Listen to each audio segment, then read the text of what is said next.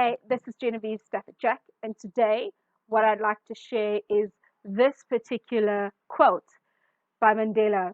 He said, one of the most difficult things is not to change society, but to change yourself. And that's what I found very difficult over time, was to change myself and to change my thinking. And I trust that if you stay until the end of this video, something that you are going to learn is how best could you approach changing some of the thoughts that does not work for you. And those are the same thoughts that may or may not keep you bound to the type of thinking and the type of things that you do. So getting into this, I got into property investing without money. In fact, I got into property investing in debt. And I thought to myself, how the heck am I going to afford being a property investor with no money? In fact, no money is better than having a minus sign next to 5 million in the bank. If I had 5 million in the bank, indeed my mind would have just gone to many places on where all could I invest and the different projects that I could invest in. But this time it was not 5 million positive, it was 5 million negative. And I thought to myself, how could I change what I was brought up thinking? So if you were like me, we were lied to all of our life. Okay, let me quantify that. You were told, I was told, go and get a job, potentially work for a financial institution. Why? Because you are going to get better staff rates, better rates than everybody else, right? And then we were told that when you work faithfully for that bank or financial institution will carry you through, will carry your children through school as well. In the different products that they have to offer, you will always get staff rates. So staff rates always look lucrative to me, okay? So I've got nothing against what society says, but I've got something against how it was drilled in my mind and how I allowed it to play out for that long. The other lie that we were told, once we get a good job, we can start our family, they'll pay our maternity benefits and all of those lovely things. So here's where it all went wrong. When I bought my 2-bed, 1-bath, guess what? It was not the bank that I faithfully worked for all that time that gave me the best interest. In fact, here's a funny story. When I applied for my home loan, the funny thing is, it was my own bank that didn't even get back to me with information. And so, because I worked in the call center, I walked over to the home loans department and spoke to the team leader of the home loans department. And I said, I put in my application, and this is what I did because I understand how the systems work. Why, where, investigate, do something. Like I had so many different questions, but I did go guns blazing because I was upset. I was really upset because I'm now learning that one of the biggest lies I was told is really just showing itself as a lie. So that particular team leader investigated, and guess what? I sat not too far from them. It was not 1, 2, 3. It was 5 days before I heard from this person. And I decided I'm not going to be that employee harassing my fellow colleagues. But I went back and I said, I still haven't heard from you guys. What's up? And she says, oh, I'm so sorry. We've been inundated with a whole lot of stuff. I said, but technically I am a client, even though I know the back end. Long story short, I even went to Hello Peter. I slashed them against Hello Peter. Really bad move on my side.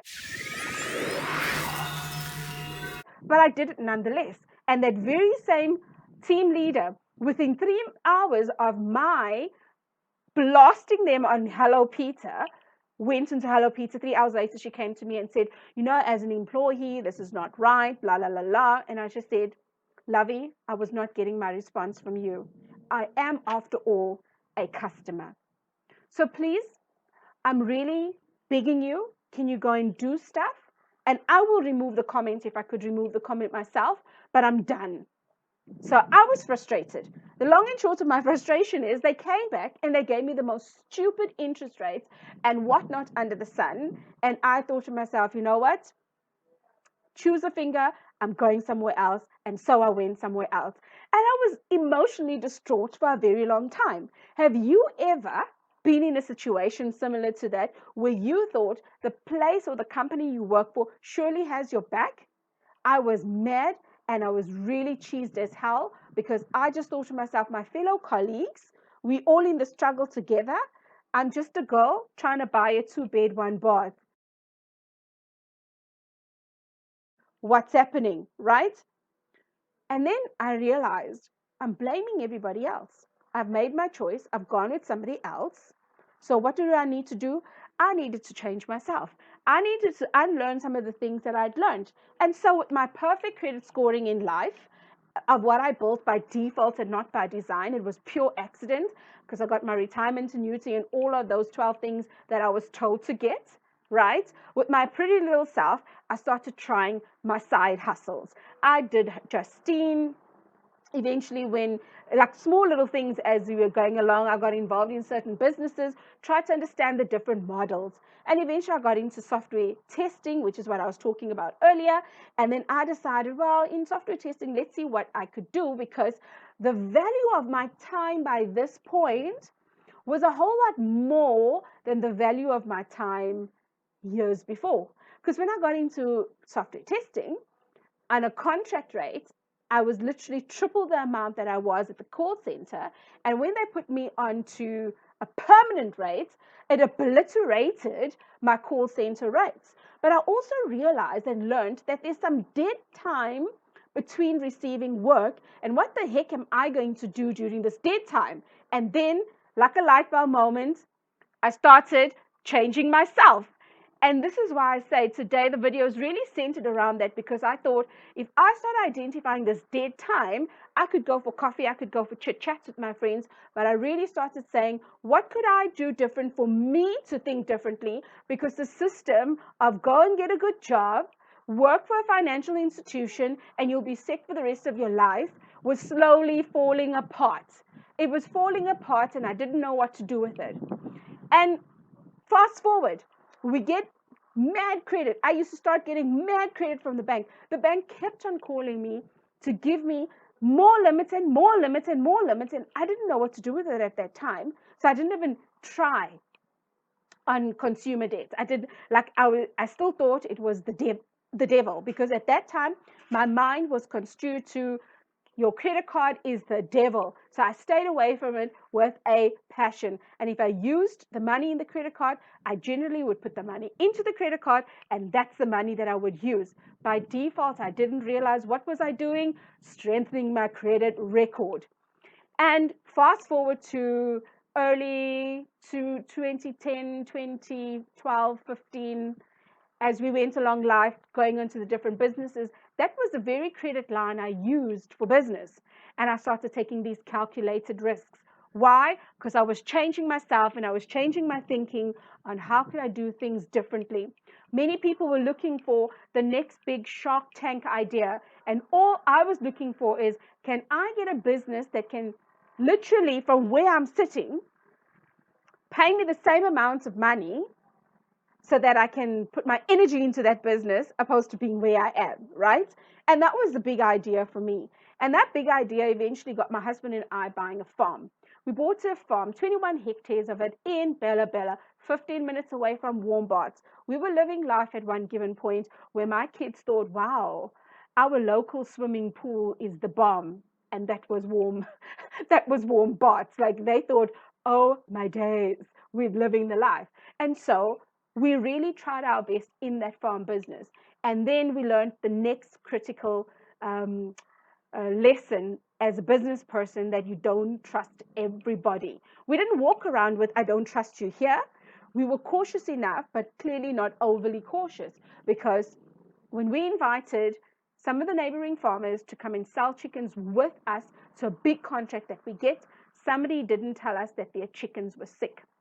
And eventually, we had to get rid of all these chickens in the right process, which meant we needed to borrow more money to distinguish them in the right process. Because just for a moment with me, think about this. When we tried to understand what was wrong with the chickens, they said to us, the chicken has got what disease, and we need to investigate further. But for a post-mortem, you need to pay 750 Rand for the post-mortem of the chicken. let that settle. Yes, 750 Rand for post-mortem. And when we got the post-mortem done, that's what led where they said to us, ethically, all your chickens need to die. However, you could sell the chickens, and the people that eat the chickens may have a mild flu. But what are you going to do? And we looked at each other and thought, what if somebody that is not already well in their body consumes this? What then? So it was an absolute no-no for us. Like, how would you even want to induce a flu to somebody, a mild flu, they put it? And we're like, no, time out. But that time out put us into that 5 million hole. It was the most ridiculous thing. And I was fighting with the world. I was fighting with the world and people around me for a very, very long time. I was mad as heck. I literally, like, if I could have choked people, if they looked at me wrong, I would have. And if you feel the same way for an incident that has happened in your life, I want you to comment below. Jen, I feel you on that note. It's happened to me too. And I needed to get to a point where I didn't think that everybody was the enemy. And so I learned that if I can change me, I already changed things around me, whether society likes it or not. Society says, go get a good job, work for a financial institution and get staff rates, and they will love you for the rest of your life. You go, you do exactly what society tells you, and you see flames. Now, I'm not saying every situation is that way, but I'm saying for me, that was it. I thought getting blacklisted was the monster. I thought creditors calling you, the sun shouldn't rise again. I was emotionally distraught that in my late 30s, having built up so much, I had so much more than I ever could have dreamed of as a young girl. I had traveled internationally multiple times. I was blessed to go to a lot of different places because when I worked overtime, I thought, with this money, I don't really have debt to cover. What could I do? Right? And the small debt that I did have to cover, I managed it really, really well. And in my world, I was sitting with a car payment, retirement annuity, life assurance, that sort of drill. So it was that kind of debt that I'm talking about. It's the living expenses kind of debt that I'm talking about. And then I realized that with all the travels, with my mind open and getting into different businesses, if I don't change myself and I don't choose to change myself, I'm not going to go anywhere. So I really just want to say this video was to motivate you to say where you are, you don't have to stay where you are. You can literally get into a space of having the world at your fingertips and typing in on the World Wide Web what it is that you are after. After all, you have found my video and you're listening to me, somebody that you may or may not know, and thinking, if that chick with 5 million debt could actually still take a leap of faith and get out of work. My husband still was working at that time, and it took 2 salaries to keep our house afloat and keep the creditors at bay. If I was able to do that in the most crazy space, some days I do think if I could do something different, I would be less emotional doing it. I would be less emotional and I would just actually work out something a lot more strategic. But on the flip side, I don't regret what I've done because it's brought me to such a place as this that over the last few years, I was able to make huge deals that has got me cash flow coming in where I'm able to sustain my living and also pay my debt and not worry about too many stressful things. It's gotten me to a place where we no longer look at the money in the bank and think, oh my God, we need to pay all of this money back. We've gotten to a point where some of the systems that we put into place looks after those things that we have to pay. Even if we miss out a time or two, I always say, remember that you are human. Sometimes you will think to yourself, flip, I'm blacklisted, I'll never work again.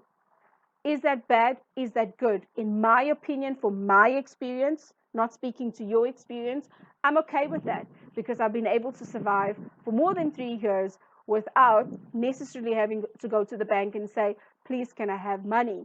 I've been able to broker many deals with investors, and they were the ones that financed the deals, and I'd gotten money without putting 0 rand down for a particular deal. In fact, up until this point, my husband and I have only put 1,000 rand in to our property investing journey a deal.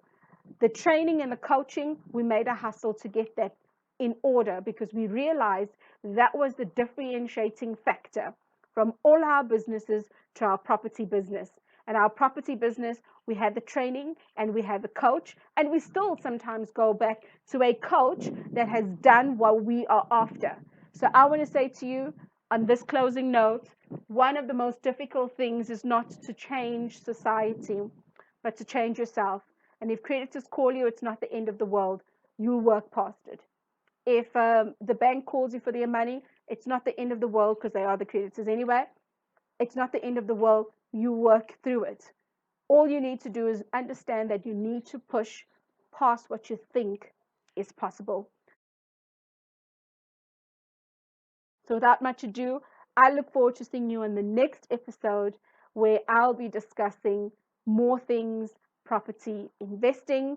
And if you are in the property investing world uh, and you are wanting to see what does it entail, I've got a free training on my website. So go into the description, click on the free training link, and it will take you through to more than 3 hours where I sat down in the group in the beginning of the pandemic, where we had literally gone through property investing for beginners, and some of that content I put onto my website, so that you can actually indulge. You don't have to sign up for the course or anything like that. You literally have to click on that link. It will take you and click on the link of the course where you want to start. And as you start going through that content, you just sit there and take notes. So I encourage you to have a pen and paper available. If you are stuck in your journey and you say, you know what, Jen, I've been through this training, I've been through different institutions where they've trained me, and you're looking for some other advanced stuff, I would say to you, go into my online courses and see which of my online courses will be able to assist you getting unstuck from where you are right now. So do take good care, and I'll chat to you very soon.